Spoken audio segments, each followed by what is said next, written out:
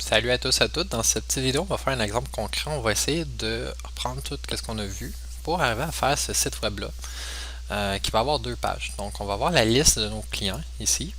Puis lorsqu'on clique dessus, on va pouvoir voir le détail de ce client-là. On voit ici l'URL personne/consulter/ un numéro de client.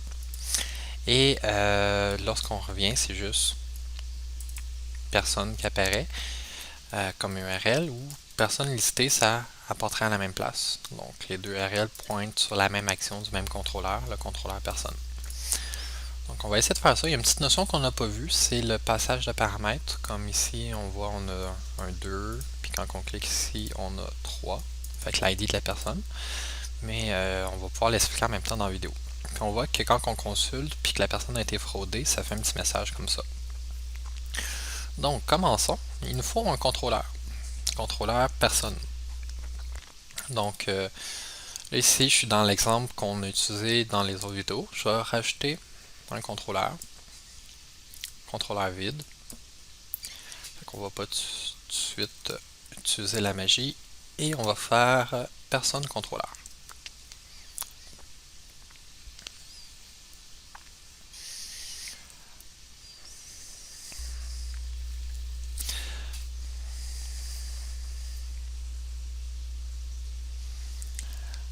Autre chose aussi, je souhaite avoir deux actions. Fait que je vais avoir une action qui va être listée. Puis je veux qu'il y ait une action qui s'appelle, j'ai copié ça ici, en dessous, qui s'appelle consulter.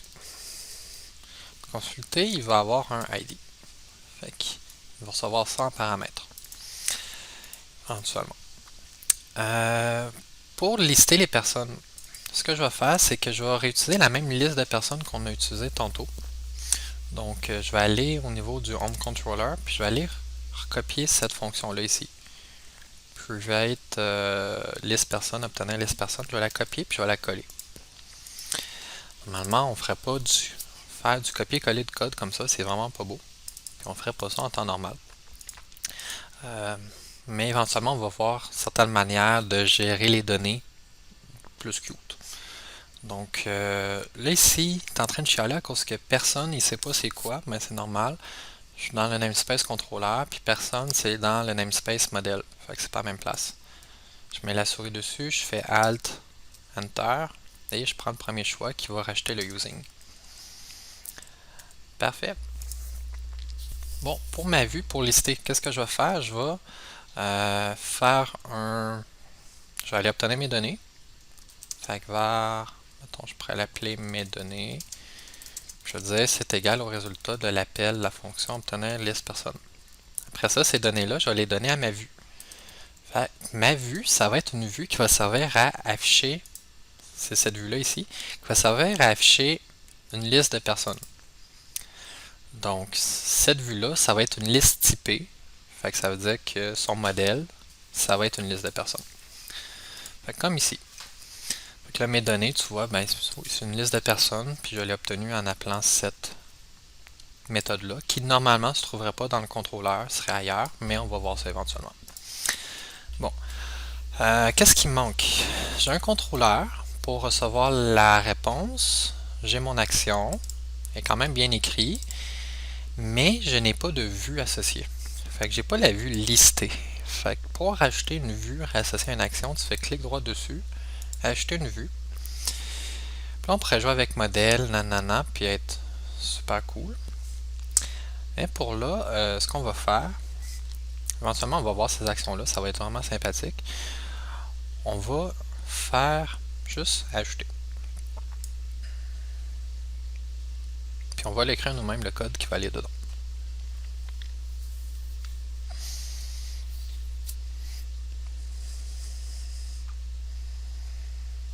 OK. Donc ça, on va enlever le petit bloc de code qui est en haut à cause que... Ben, en fait, on va le remplacer puis on va mettre un layout. Fait que on va effacer qu'est-ce qu'il y a là.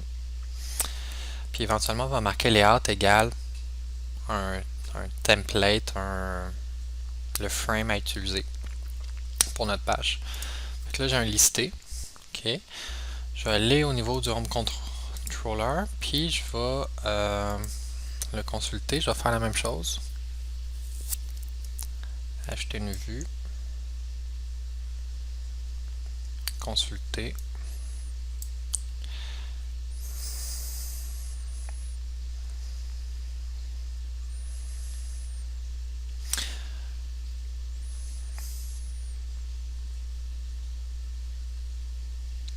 Parfait, je vais effacer ça ici.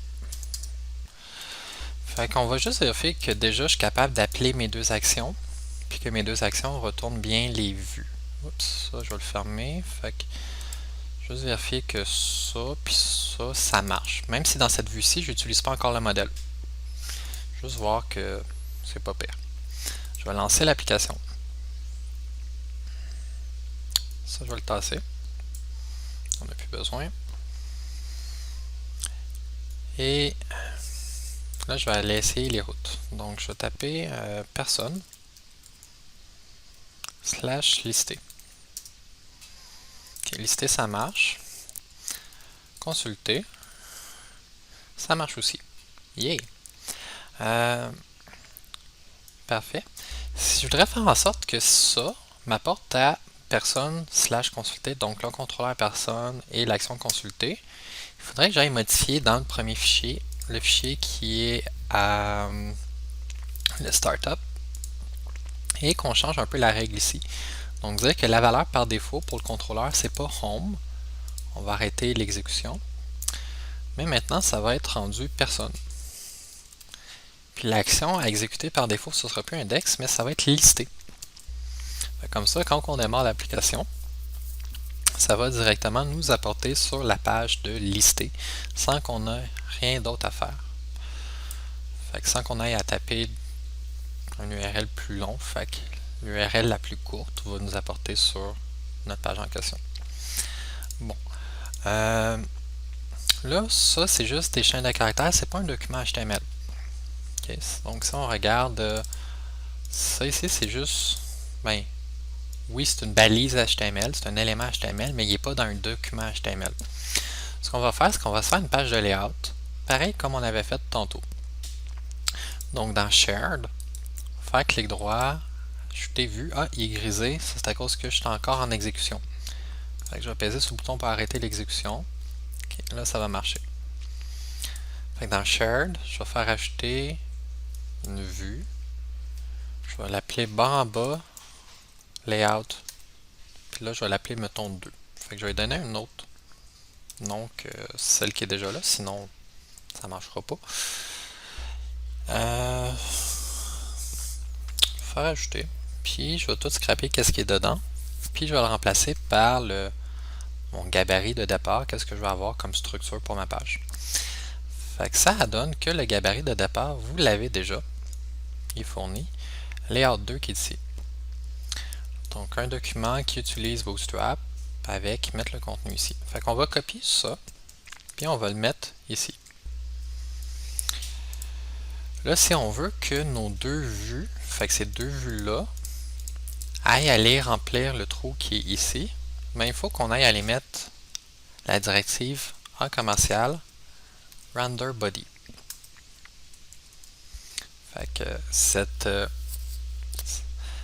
directive-là va faire en sorte que le contenu qui est dans la vue, qui n'a pas un nom, une section spécifique. Fait qu'on va voir éventuellement c'est quoi les sections. Là. Fait que ça, c'est pas dans une section spécifique, ben ça va être affiché ici. Fait qu'on va relancer l'application, puis on va regarder ce que ça donne maintenant.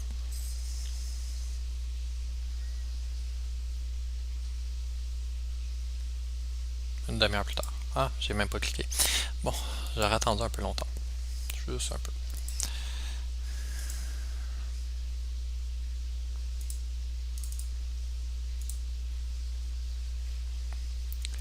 Donc, c'est en train de partir. Yeah. OK. Là, si on veut utiliser un layout, il faut juste pas oublier qu'au niveau en haut, il faut mettre dans le bloc de Wizard pour l'attribut layout de la page égal, puis ici le nom de la vue à utiliser. Fait que dans ce cas-ci, c'est barre en bas, layout 2 qu'on l'a appelé. Puis ici, j'ai besoin de mon point virgule. Comme ça, c'est tout un bloc C#. Je sauvegarde, je rafraîchis.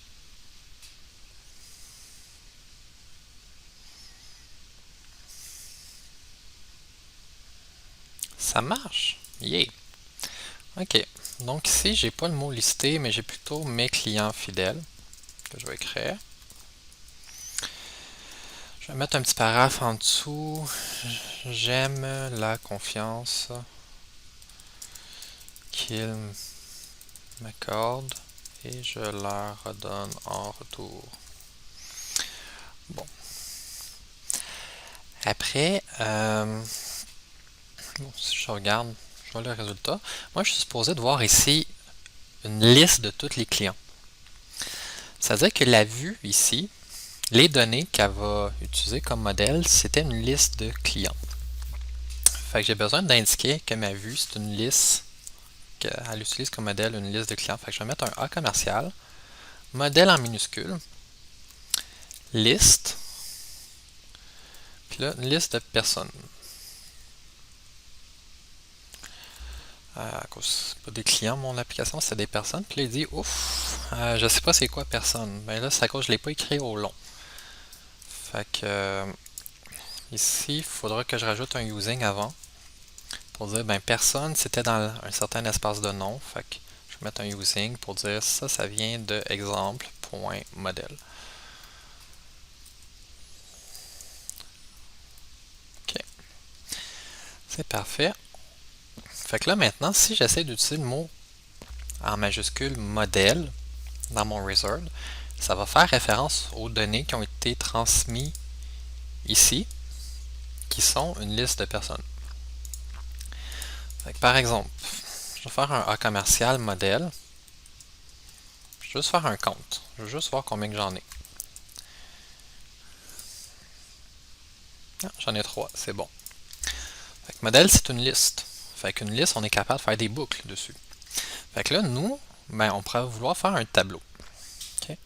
Fait qu'un tableau, je pourrais faire un table comme ça. Mettre un THEAD, puis mon THEAD va avoir un TR, puis il va avoir des TH. Puis là, j'en avais 3. Un qui avait rien, puis un que j'avais mis le nom, puis l'autre j'avais mis l'âge.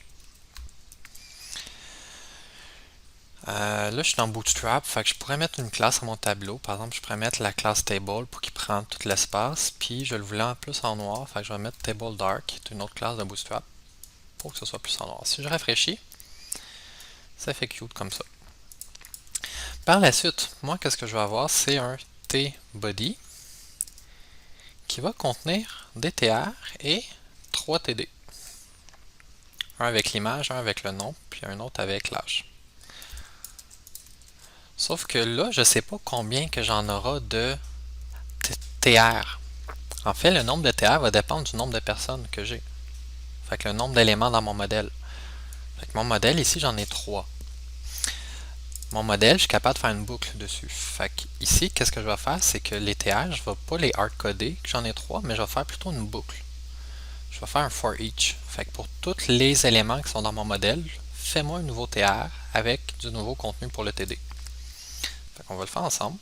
Je fais un A commercial for each. Je vais faire var. Je vais marquer personne en minuscule in modèle. Fait que modèle, on se souvient, c'est les données qui ont été transférées par le contrôleur vers la vue. Je mets mes accolades ouvrantes fermantes. Là, je vais prendre mes TH, je vais les rapporter ici. Et là, il me reste juste à combler le vide. Fait que, par exemple, ici, je pourrais mettre A commercial, personne. Aller chercher son ID. Oh, ça n'a pas super bien marché ça. L'ID. Je vais faire la même chose ici, personne, mais là, je voudrais son âge. Ici, je pourrais dire personne. Je voudrais l'image. Je rafraîchis.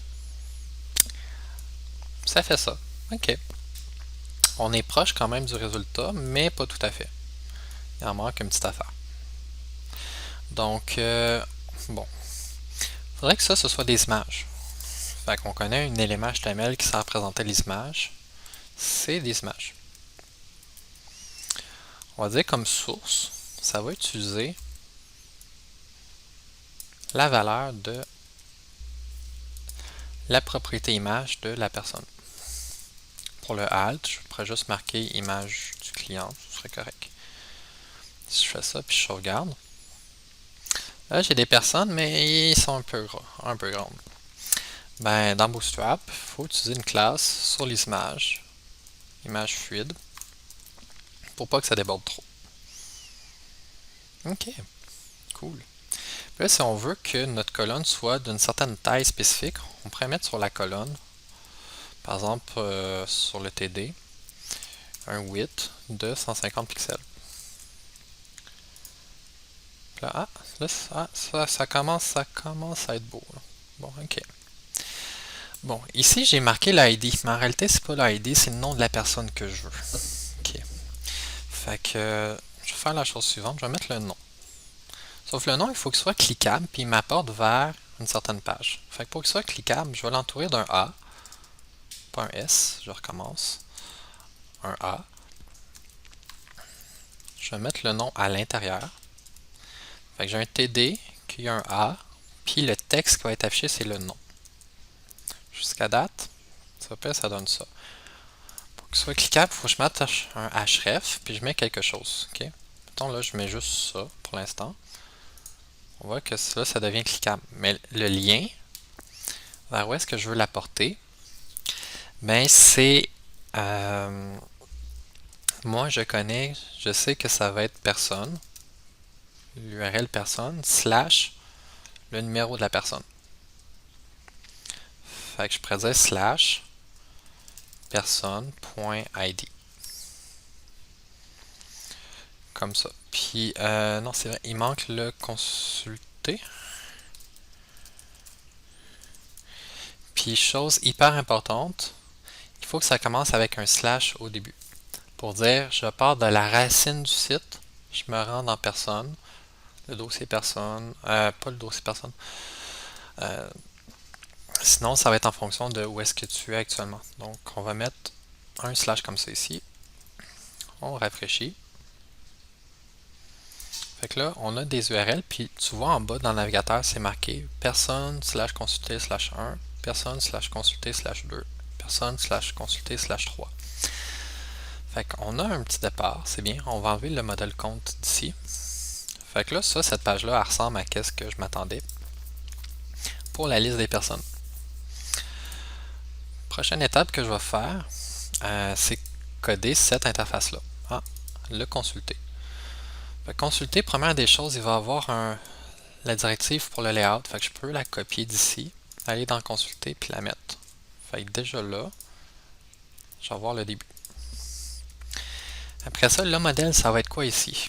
Ben, ici, dans cette page-là, c'était une liste de personnes. Ici, on est en train de regarder une personne. Fait qu'on s'attend à ce que la vue reçoive comme modèle qu'une seule personne. Fait qu'on va lui donner comme modèle. Je vais aller copier ces deux lignes-là ici, le using et le modèle, de list. Je vais le mettre dans consulter. Mais je vais enlever le list. Le list accolade plus petit et le plus grand pour dire, ben là, ça va juste être une personne. That's it.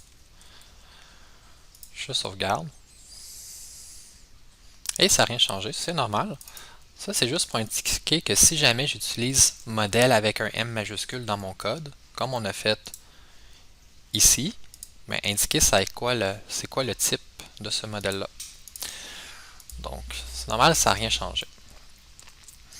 Là, idéalement, il faudrait que je reçoive de l'information. Fait qu'il faudrait que ma vue reçoive de l'information du contrôleur. Là, le contrôleur, actuellement, il retourne la vue, mais sans y passer aucune information. Bon. Ce que je pourrais faire, c'est que je pourrais, par exemple, aller obtenir la liste des personnes. Donc, j'obtiens la liste des personnes, puis avec une boucle, je finis par identifier la personne qui possède le même ID que celui que j'ai reçu en paramètre. Fait que, et je pourrais par la suite redonner dans ma vue cette personne-là. Je pourrais faire une variable, par exemple, là, je ne vais pas utiliser var, je vais créer personne. Là, je vais marquer personne à consulter. Là, c'est vide au début. OK. Là, ça me fait du vert. Pourquoi? À cause que je suis encore en exécution. Fait que c'est important d'arrêter l'exécution.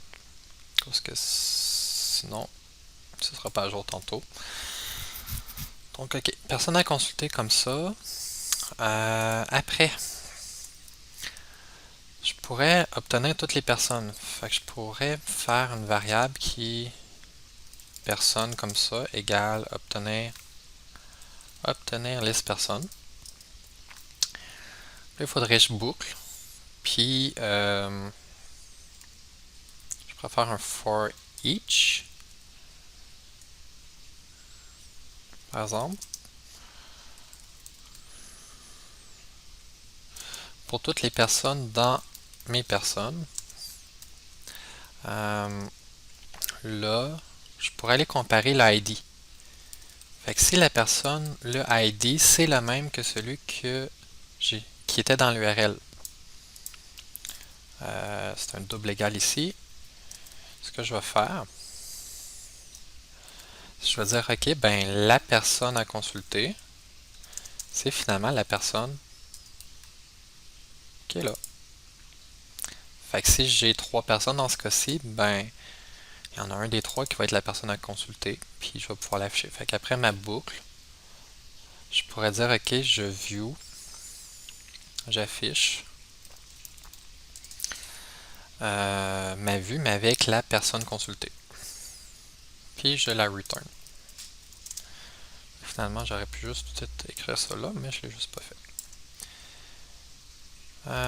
Personne à consulter. C'est bon. On va mettre par défaut à nul. Bon.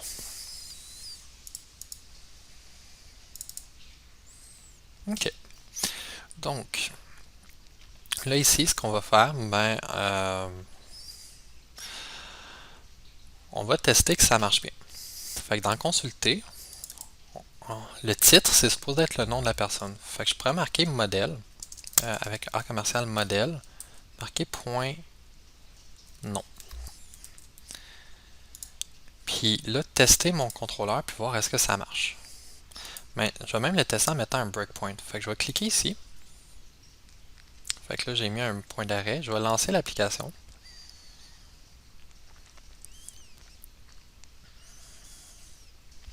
Là, j'attends une demi-heure le temps que ça se lance. Bon, c'est en train de se lancer. Slash, là cette fois-ci, ça va être... Ah, c'est vrai, il le faisait déjà. Il se rendait sur cette page-là. Si je clique sur quelqu'un, on voit que là, le contrôleur vient d'intercepter la requête. Mon ID, il y a 1. Personne à consulter, il est vide. Là, je veux avancer d'un pas, mais je ne veux pas peser sur la touche F10, sinon mon enregistrement va arrêter. Fait que je vais faire F11 à la place. OK, ici. Là, après ça, j'obtiens la liste des personnes. Il rentre là-dedans. Il y en a 3. Il continue. Il fait sa boucle. Fait que là, j'ai 3 personnes ici. Fait qu'il va passer chacune des personnes. Puis s'il trouve que le ID de la personne, c'est la même que celle en paramètre, ben, il va le mettre ici. Fait que là, ça donne bien. C'était la première personne. Il le met ici. Là, c'était peut-être pas utile de continuer la boucle rendue à ce stade-là. Je vais mettre un point d'arrêt ici. Je vais enlever celle-là. Puis je vais faire continuer pour me rendre au prochain point d'arrêt. Là, tu vois qu'à la vue, il va y donner la valeur, l'objet personne à consulter qui va contenir tout ça. Fait que normalement, là, je viens d'enlever ce point d'arrêt-là. Mon exécution est encore stoppée ici, tant que je n'ai pas fait continuer. Je vais aller dans consulter, puis je vais mettre un point d'arrêt au niveau de ici. Je vais faire continuer. Là, tu vois, modèle, ça représente la même personne. Même information. Fait que le point nom, ça va être son nom à lui. J'enlève mon point d'arrêt, je fais continuer. On voit le nom de la personne. Yeah, ça marche. Le système marche. Donc, on va compléter cette interface-là. Là, ici, si on a regardé un peu le layout, on se souvient qu'on a utilisé Bootstrap. Fait qu'on a un container, row, colonne. Fait qu'à l'intérieur de la colonne, on peut faire qu'est-ce qu'on veut. On peut faire d'autres rows, etc. Fait que nous, on va se dire, OK, on va tout placer ça dans un système de row, colonne. Donc, faut se dire, OK, tout ça, ça va être placé dans la colonne qui est ici. Fait que j'ai le droit dans une colonne de mettre un H1 comme ça. C'est bon. Mais j'ai le droit également dans une colonne de faire des des sous-lignes. Donc, je peux aller mettre une ligne, une row. Puis dans ma row, je préfère par exemple une colonne qui va contenir mon image. Puis une autre colonne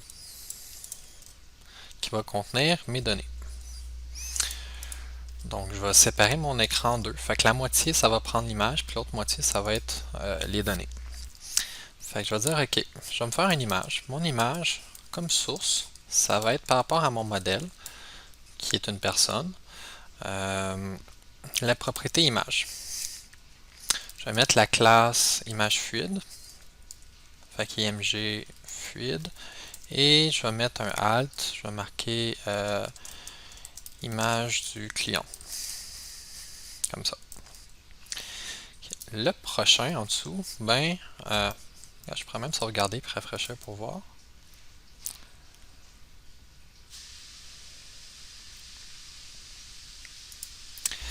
Bon, ça marche. Okay.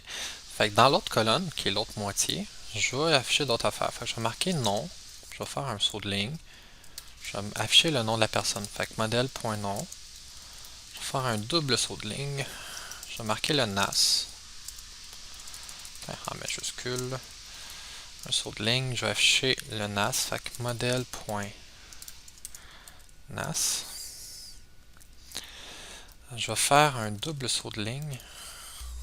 Attends, je vais le mettre sur la même ligne comme ça. Et je vais afficher l'âge de la personne. Fait que âge, modèle.âge.